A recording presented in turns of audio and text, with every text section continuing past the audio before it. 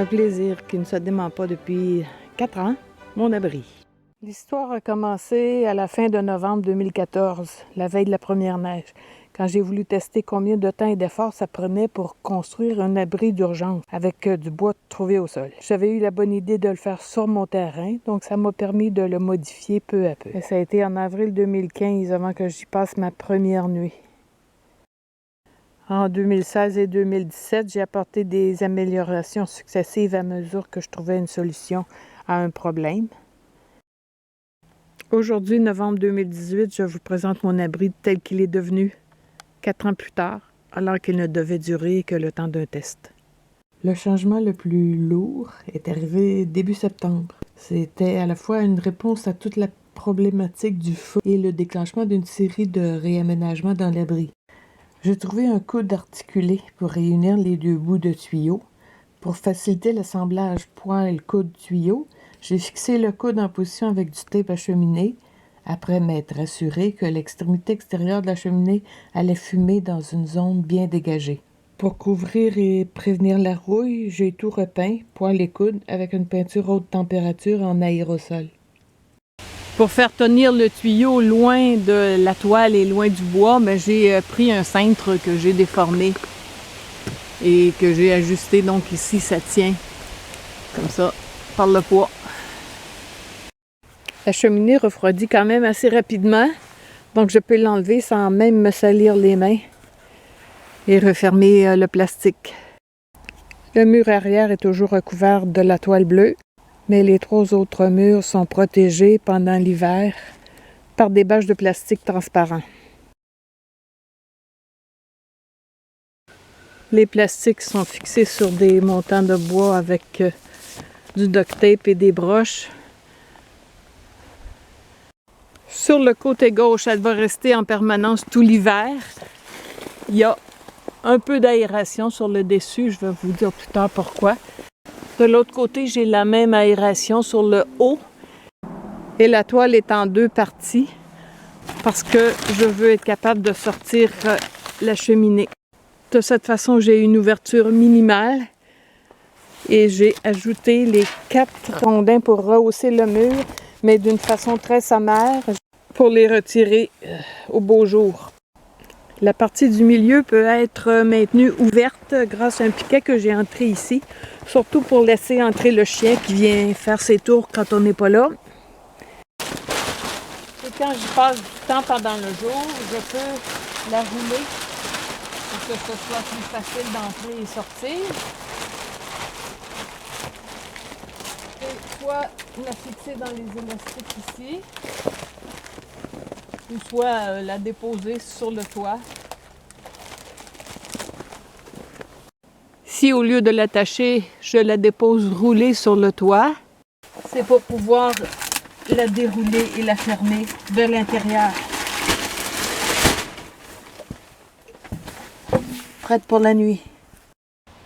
Vue de l'intérieur, on a encore la lumière et une certaine vue sur l'extérieur.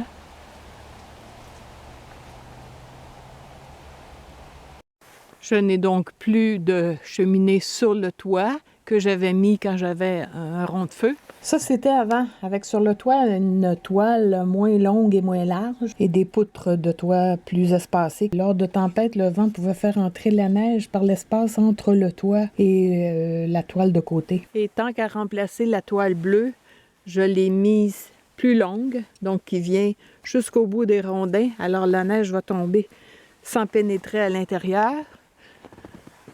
Même chose sur les côtés. Avant, elle terminait ici.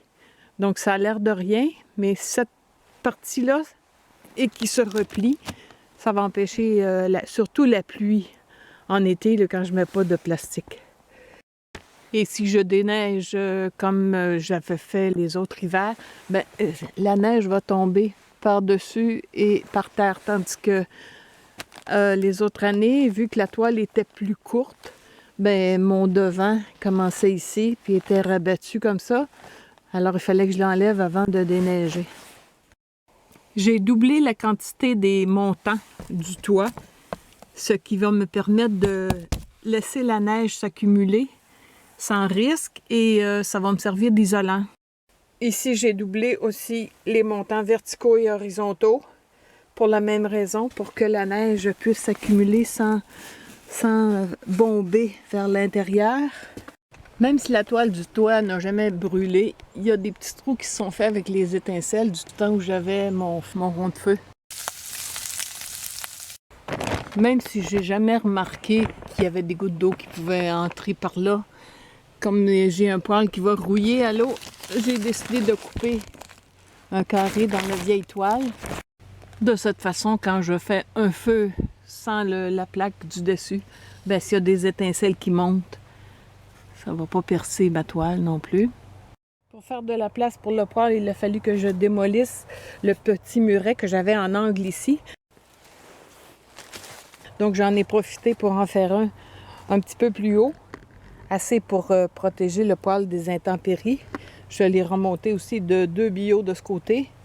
Et tant qu'à y être, j'ai fait la même chose de l'autre côté. Donc ça protège mon bois de chauffage. J'ai aussi beaucoup plus de place au sol. Parce que même de ce côté, j'ai repoussé le mur. Auparavant, il était en avant du pin. Là, je l'ai repoussé plus loin, ce que je pouvais me permettre en ayant un toit plus large.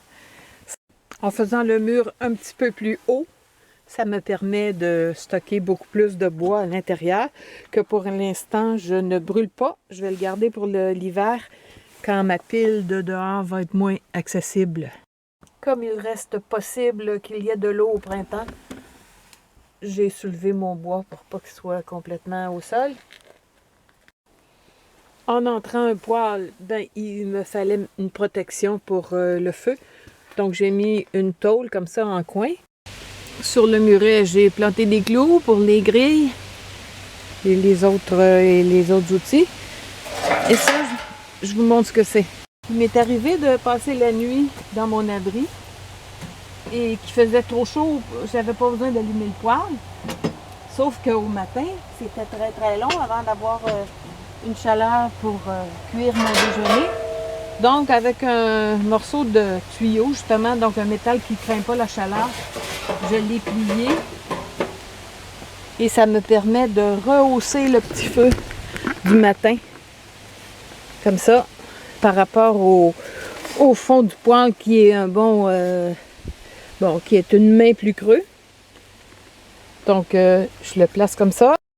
J'ajoute une grille qui me donne une surface de cuisson et qui me permet quand même d'aller alimenter mon feu par en dessous. Là, présentement, le tuyau est en place, mais s'il pleut, je ne le mettrai pas pour pouvoir fermer ici.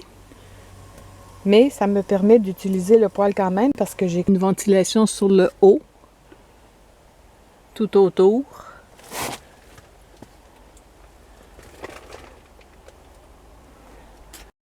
C'est beaucoup plus stable et plus facile d'alimentation que le rond de pierre que j'avais auparavant. Un problème qui a été réglé juste avant l'arrivée du poêle, c'est le sol. C'est de la terre et plutôt du sable. Mais comme le chien vient régulièrement faire des trous, ça c'est jamais tapé.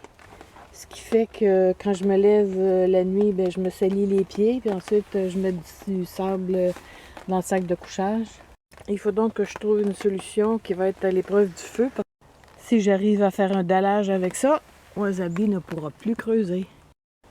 Bon, c'est quand même mieux comme ça. Le banc qui était souvent dans mes jambes, j'en ai fait une table. Donc je l'ai coincé sur la tablette. Ça sert de table de nuit, de table de travail, ça sert à tout. Et le petit bois de l'allumage est dessous. J'ai ajouté un mât qui ne sert pas vraiment de soutien, quoique ça peut pas nuire, mais c'est surtout que j'ai laissé tous les bouts de branches et ça me sert de crochet. J'en ai un qui est un peu plus long pour le rouleau. Comme ça, c'est facile, c'est à portée de la main. Ici, j'ai l'eau propre et à côté, l'eau usée qui est dans un seau d'eau d'érable.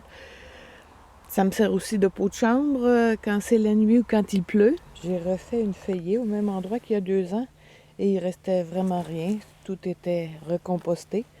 Donc, je m'en suis servi au début. À mesure, je l'enterre. J'ai mis une cordelette pour le suspendre.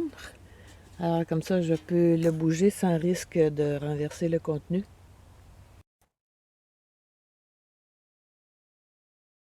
Comme j'ai davantage d'espace, je me suis payé le gros luxe d'apporter une chaise. Donc, une chaise à dossier. Ça fait du bien de temps en temps. Et puis, ça me met plus proche pour pouvoir cuisiner. Et là, j'ai mis un isolant parce que le bois nu, c'est vraiment froid pour les fesses en hiver. Je me suis mis une tablette pleine et plus fonctionnelle que ce que j'avais. J'ai accroché tous les ustensiles séparément. C'est plus pratique. Ici, je n'avais qu'une tablette. J'en ai ajouté une. Et depuis que j'ai ma scie boréale, ben, je peux laisser ma scie cadre maison. Ici, je l'ai toujours sous la main pour des travaux. Au printemps, il y a un mulot qui avait commencé à se faire un nid dans mon sac de couchage. Quand j'ai ouvert mon sac hier soir, il y avait à l'intérieur plein de fleurs de bouleau. J'ai l'impression qu'il y a une mère mulot qui se prépare. Donc, pour enlever l'accès, je me suis apporté un bac et je mets là-dedans le sac de couchage, l'oreiller, la couverture de laine. Ça les protège en même temps de l'humidité. Au plafond, j'ai un cintre pour pouvoir accrocher ma veste. J'ai gardé ici les éléments des bras pivotants que j'avais faits et les suspensions. Ça peut toujours servir. En prévision de l'eau qui va se ramasser à la fonte des neiges, j'ai creusé une tranchée ici à 1 mètre environ de l'entrée. Même chose sur le côté où il y a une pente. Le bio que vous voyez ici dans l'entrée, j'en ai un comme ça sur les 3 faces pour éviter que la neige qui fond au printemps entre à l'intérieur. Un problème qui revient chaque année au printemps quand la neige fond trop rapidement et que le sol ne peut pas l'absorber. Je pense bien que je suis arrivée au bout de mes rénovations et améliorations parce que le danger, c'est d'en faire un abri fermé, une cabane. Quand la saison de la neige est terminée, j'enlève tous les plastiques et je retrouve mon abri tel qu'il a été conçu, plus ouvert en été, plus protégé en hiver.